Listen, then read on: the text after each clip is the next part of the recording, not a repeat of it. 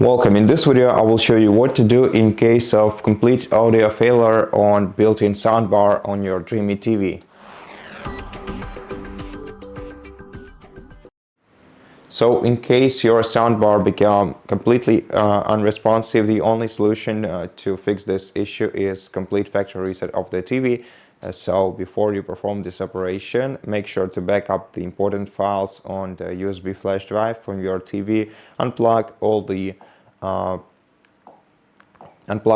the external devices from your TV, all the gaming consoles, remove all the USB flash drives, then press the gear button on your remote control to open quick settings menu, then go to all settings, then scroll down to system, and in system select about, then in about go to reset and select factory reset, then confirm, and then confirm once again, and then wait until the factory reset operation is finished. It should take about 2 minutes. Then you will see the setup screen on your TV once again, so you're gonna have to go through the setup process, and hopefully this time everything will be fixed. And that's basically it. Thank you for watching this video. If it helped you, please consider subscribing to our channel, leave us a like in the comment below, and I'll see you in the next one.